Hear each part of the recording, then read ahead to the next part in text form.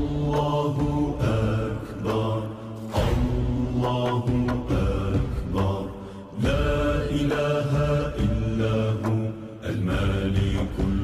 বিরতির পরে আবার আপনাদেরকে স্বাগতম জানাচ্ছি টাইম টিভির জনপ্রিয় ইসলামী অনুষ্ঠান দৈনন্দিন জীবন ইসলামের। আমরা যেই ব্যাপারটাতে আলোচনা করছিলাম, আমাদের অতিথির মাধ্যমে আমরা জানতে চাইব যে বিরতির আগে আমরা যে প্রসঙ্গটা আপনি তুলেছিলেন যে আল্লাহ রাসূল সাল্লাল্লাহু আলাইহি ইসলামের তথাকথিত বাল মোবারক, তথাকথিত বলছে এই কারণে যে এতে অথেন্টিক কোনো সোর্সের মাধ্যমে আমরা জানি না আল্লাহ রাসূল সাল্লাল্লাহু আলাইহি ইসলামের চুল মুবারক যে আমাদের পর্যন্ত এসেছেন কিনা, যেভাবে এনেছেন। তো মানুষের অনেকের ভিতরে প্রশ্ন থাকে, যেহেতু সবারই ভিতরে আল্লাহ রসুলের মহব্বত আছে, যে যদি কখনো অথেন্টিকলি আল্লাহ রসুল সাল্লাল্লাহু আলাইহি ওয়াসাল্লামের এই চুল মুবারক, দাড়ি মুবারক বা ওনার স্মৃতি বিজড়িত কোনো জিনিস যদি আমরা হাতে পেয়ে যাই, এটা বলছিলাম অথেন্টিকলি, যে এটা না সত্যি, এটার ভিতরে রেফারেন্স আছে বা এটার ভিতরে কোনো মজবুত দলিল আছে, তখন আসলে আমাদের করণীয় কি? রেসপেক্ট আমরা কিভাবে দেখাবো? এটা কিন্তু একটা কমন প্রশ্ন অনেক ভাইরা জানতে চাই। রেসপেক্ট তো আমার কাছে মনে হয় না যে কোরআন শরীফের মতো এটা পড়ে গেলে এটাকে মুখে চুমু খেবো, তারপরে এটাকে রেসপেক্ট অবশ্যই করি যে এটা আল্লাহ রসুল সাল্লাল্লাহু আলাইহি ওয়াসাল্লামের ব্যবহৃত একটা বাটি, ব্যবহৃত একটা ঘটি, এতে কোনো অসুবিধা নেই। কিন্তু তওয়াফ তো করবো কাবাকে, তওয়াফ তো শুধু কাবাকে করব। কারণ হযরত ওমর ফারুক রাদিয়াল্লাহু তাআলা আনহুর একটা বক্তব্য, সেটা আপনাকে আমাদেরকে একটু হেল্প করবে, যে কাবার দিকে তাকায় বলতেন, হে কালো পাথর, যদি রাসূল আকরাম সাল্লাল্লাহু আলাইহি ওয়াসাল্লামকে হজরে আসওয়াদ, যদি উনাকে না দেখতাম তোমাকে চুমু খাইতে, তাহলে আমিও ওমর অন্তত চুমু খেতাম না। তাহলে আমার কথা হলো সুন্নতের রাসূল মানে আপনি করতে হলে সেটার অ্যাপ্রুভাল। আচ্ছা, আমাদের কাছে যদি ঘটি বা বাটি আসিয়া থাকে, তো সাহাবীরা আরও বেশি পাইছেন না? আরও বেশি তো পাইছেন। কারো কাছে চাদর ছিল, চাদর জোড়া, ঠিক আছে, তো তারাও কি ওটাকে কেন্দ্র করে কি তওয়াফ করছেন, ওটাকে ওরশিপ করছেন? এটা যেন না হয়। এটা শুধু এখানে না, আরও একটা বিষয় হলো যে আপনি তো একটা বললেন কোথাও আপনার ফুলের মালা আছে, অদৃশ্যভাবে একটা চেয়ারের মধ্যে রাখা হয়েছে, যে চেয়ারে হুজুর আসি বসবেন, এরকম একটা বিশ্বাস তারা করেন। তো আমাদের সমস্ত কথাবার্তা বা আমাদের দুরূদ আল্লাহ রাসূলের কাছে পৌঁছে দেওয়ার বিশেষ বাহিনী আছেন, ফেরেশতা আছেন, আমরা সবাই জানি, হাদিসের সহিহ হাদিসের মাধ্যমে আছে। কিন্তু চেয়ারে ফুলের মালা বসায়া ওখানে কোনো মানুষ বসেন না যে এখানে এই মুহূর্তে আল্লাহ রাসূল আসবেন। তারপরে স্টেজের মধ্যে বিভিন্ন জায়গায় এগুলা কি একরকম রূপক অর্থে আল্লাহ রসুলের অস্তিত্ব এখানে নিয়ে আসাটার একটা কাল্পনিক চিত্র হচ্ছে না? তো স্লোলি এটা যদি সামনে এরকম হয় যে একটা ছবিও চলে আসে, আমরা কি করতে পারবো? আমরা কি করতে পারবো? নাউজুবিল্লাহ, এটা তো একটা স্টেপ গেল। আর যেটা হয়, আমরা সাধারণত চট্টগ্রাম, ঢাকা শহরে দেখে থাকি যে পাকিস্তানীয় হয়তো কিছু অংশ থাকতে পারে, সরাসরি যদি আল্লাহ রাসূল সাল্লাল্লাহু আলাইহি ইসলামের ব্যবহৃত জিনিস বা ওনার চুল মুবারক, ওনার দাড়ি মুবারক আমাদের মাঝে আসে, তাও যদি আমরা আপনার কথা অনুযায়ী এটা তওয়াফ করা যাবে না, এটাকে এমন কিছু রেসপেক্টেবল বিষয় জানা যাবে না যেটার সাথে ইবাদতের সাথে সম্পৃক্ত, সেই জায়গায় যদি আওলাদে রাসূল নামে বিভিন্ন দেশ থেকে এরকম আল্লাহ রাসূল সাল্লাল্লাহু আলাইহি ইসলামের বংশধরের নামে কাউকে এনে আপনার সেটাকে যথাযোগ্য সম্মান জানিয়ে ফুলের মালা দিয়ে ট্রাকের উপর বসিয়ে এবং শোভাযাত্রা প্রদক্ষিণ করা, রবিউল আউয়ালের শিক্ষার সাথে, আল্লাহ রাসূল সাল্লাল্লাহু আলাইহি ইসলামের শিক্ষার সাথে, রেসপেক্টের সাথে এটার কি কোনো রিলেশন বা এই ধরনের কোনো পন্থা কি আদৌ শরীয়তে আছে, যে আল্লাহ রাসূলের শিক্ষায় আছে কি? আমার কাছে মনে হয় আর যে আমরা আসলে যেটাকে বলি আমরা কালচারাল বা অথবা দিবসভিত্তিক, অথবা অনেক সময় আমাদের সমাজের কতগুলো রীতি প্রথাকে মনে করি ইবাদতের ফর্ম দেওয়ার চেষ্টা করি, আমরা ইবাদতের শেপ দেওয়ার চেষ্টা করি। আওলাদ রাসূল অবশ্যই শ্রদ্ধার পাত্র, অবশ্যই তারা রেসপেক্টফুল, এতে কোনো ভুল নাই। কিন্তু তাকে রেসপেক্ট অথবা সম্মান দেওয়াটা যেন এমন না হয় যার মাধ্যমে আমরা যে শিরিক বিদআতের কথা বলি, সেটার ইনভলভমেন্ট যদি একজন আওলাদের রাসূলের মাধ্যমে শুরু হয়, তাহলে অপরাধটা তো একটু বড় হয়ে গেল না? কিন্তু আমি আরেকটা বিষয় একটু বারবার আমার মনে চাচ্ছে, আমি বলতে পারতেছিলাম না, যে এই আলোচনাগুলোর মাধ্যমে যারা শুনতেছেন, দেখতেছেন, তারা এই কথা একবারও মনে করবেন না যে আপনাদের পুরো আলোচনায় মনে হয় যেন এরকম ওই দিন তাহলে কিছুই করা যাবে না, ঘরে বসে থাকবো না। কেউ যদি শরীয়তের গণ্ডিকে অতিক্রম না করে 12ই রবিউল আউয়াল শুক্রবার পড়ে, 12ই রবিউল আউয়াল শনিবার পড়ে, বা 12ই রবিউল আউয়াল যেই দিনে পড়ে সেদিন বসে কিছু আলোচনা করে, অথবা কিছু লোক চলে আসলো কিছু শোনার জন্য, এবং তখন একজন দাঈ যদি আল্লাহ রসুল সম্পর্কে উনার জীবনীর যে কোনো পার্ট নিয়ে আলোচনা করে, এতে কোনো বেদাতের কিছু নেই। আমার এতে কোনো আমাকে যদি বলে হুজুর কিছু বলে না, 200 লোক এখানে আসছে, একটু শুনতে, একই কথা বলবো যে আজকের দিনে শুনতে হবে এটা জরুরি না, এবং আজকের দিনে হতে হবে এটা জরুরি না, তবে যখন আসছেন শুনেন, কোনো অসুবিধা নেই। আমরা আলোচনা করেছি, আমরা কথাও বলেছি, কিন্তু আমরা ওই দিবসকে কেন্দ্র করে এডিশনাল জিনিসগুলো যে এগুলোকে যদি না সরাতে পারি, তাহলে একসময় আমাদের এই দিবস সম্পর্কে আলোচনা করতে হবে যে প্লিজ, বিকজ আমাদেরকে তো শরীয়তকে শিরক মুক্ত রাখতে হবে, এটা হলো প্রায়োরিটি ফার্স্ট, দেন অন্যটা। হ্যাঁ, দ্বিতীয় কথা হলো যে যেটা বলছিলাম, আমি আবার সেই প্রসঙ্গটা আসছে, এটা একটু আপনি আরও বেশি ক্লিয়ার করবেন যে আওলাদে রসুল, একটা কথা হলো যে সেটা আওলাদে রসুল কিনা, এটাও একটা ব্যাপার। দ্বিতীয় কথা হলো যে আওলাদে রসুলকে মাধ্যমে আমি আল্লাহ রসুলকে রেসপেক্ট করছি এবং ঈদের উৎসবে তাকে যা বলছিলাম তার সাথে বিহেভিয়ার করছি। তো আমরা কি একটু পিছনে যদি যাই, যখনই সঠিক আওলাদে রসুলগণ পৃথিবীতে ছিল, হযরত হাসান হুসাইন রাদিয়াল্লাহু তাআলা আনহু ছিল, ওনার বংশধরদের যে সমস্ত খয়রুল কুরুনেতে যারা ছিল, এরকম কি হাদিস বা ইতিহাসের কিতাবে এমন কোনো কিছু আছে যে হযরত হাসান হুসাইনকে ফুলের মালা দিয়ে আল্লাহ রসুলের জন্মদিনে তাকে পদক্ষিণ করা হয়েছে, স্পেশালি সম্মান দেওয়া হয়েছে? খুদ হযরত হাসান হুসাইন কি এই ধরনের অনুষ্ঠান করার জন্য মানুষকে এনকারেজ করেছে কি? হাসান হুসাইন তো অনেক পিছনে, আল্লাহ রসুলের 500 বছর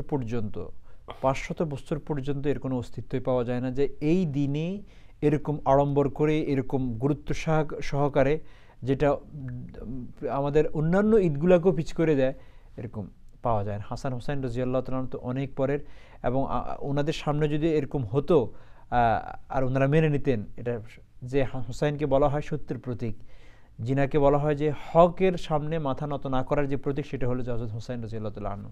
তো উনি কিভাবে নানার যে কাজটা নানার সময় হয় নাই, নানার পরে হয় নাই, উনি সেটাকে বলবে। এবং এই ঈদে মিলাদুন নবীর উদযাপন সম্পর্কে যত অর্থনৈতিকভাবে যত অপচয়টা হয়, বিশেষ করে বাংলাদেশের কথা যদি বলি, চট্টগ্রাম অঞ্চলে আমার বাড়ি, আপনিও প্রায় হয়তো কাছাকাছি বাংলাদেশে ছিলেন একটা সার্টেন টাইম পর্যন্ত। যেভাবে গরু জবে করার উৎসব, যেভাবে গাড়ি ঘোড়া দৌড়ানোর উৎসব, যেভাবে শোভাযাত্রার মাধ্যমে মানে রোডগুলোকে ব্লক করার উৎসব, সবচেয়ে আশ্চর্যের বিষয় হলো যারা এর অর্গানাইজার বা যারা মানে এই সমস্ত প্রোগ্রামগুলোকে যারা প্রোভাইড করছে বা অ্যারেঞ্জমেন্ট করছে, যারা এই শোভাযাত্রার ভিতরে কিন্তু কয়েক ওয়াক্ত নামাজ চলে যায়।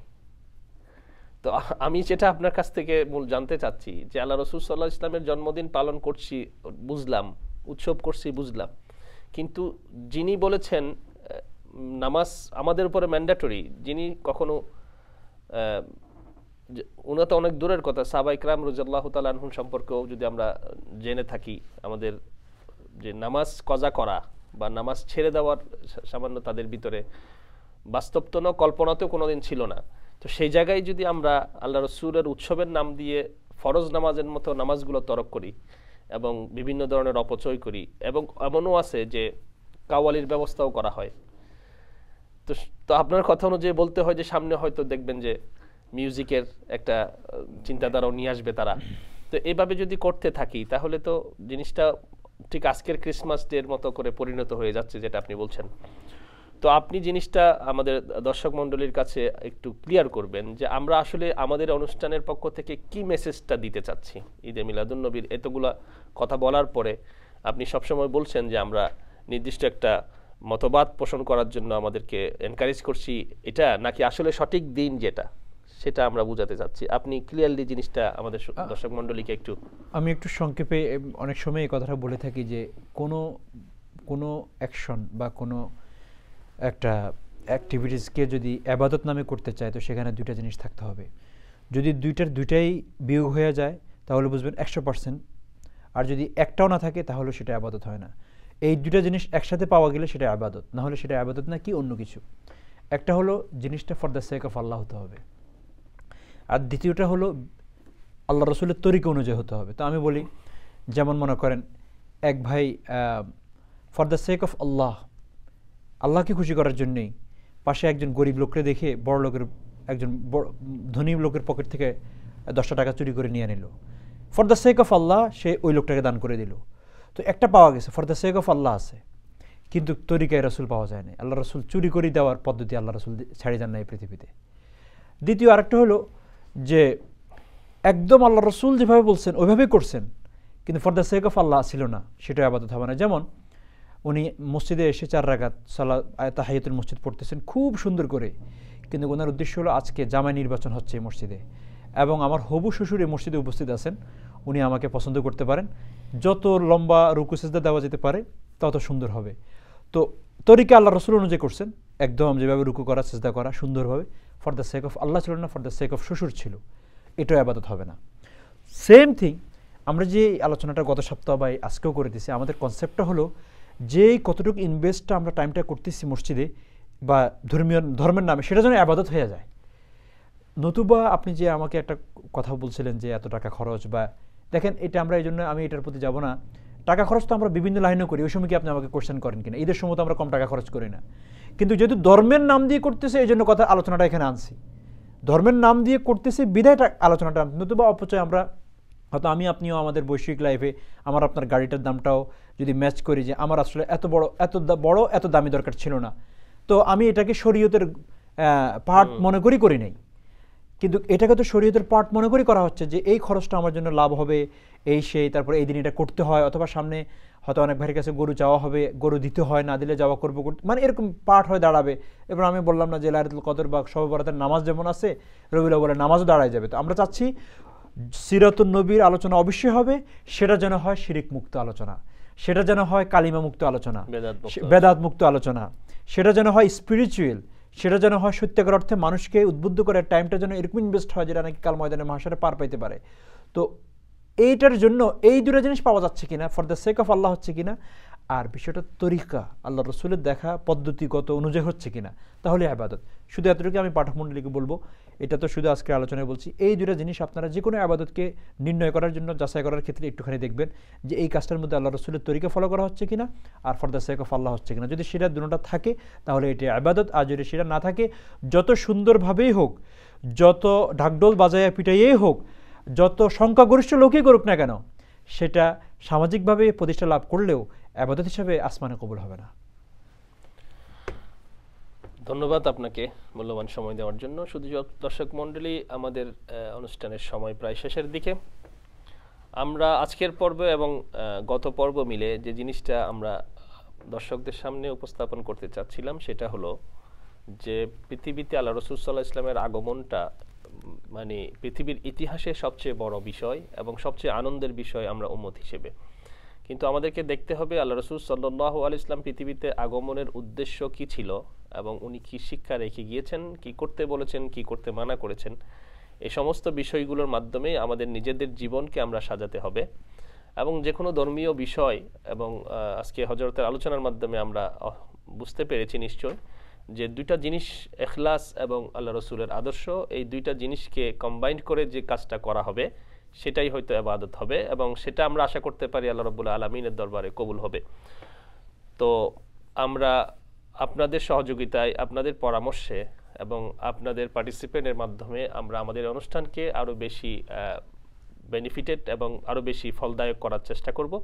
আমরা ভালো পরামর্শ এবং ভালো অ্যাডভাইস আপনারা অবশ্যই আমাদেরকে দিতে থাকবেন এবং পরবর্তী পর্ব দেখার জন্য আমন্ত্রণ জানিয়ে আমরা আজকে আমাদের এই পর্বটা শেষ করছি। আসসালামু আলাইকুম ওয়া রাহমাতুল্লাহি ওয়া বারাকাতুহু।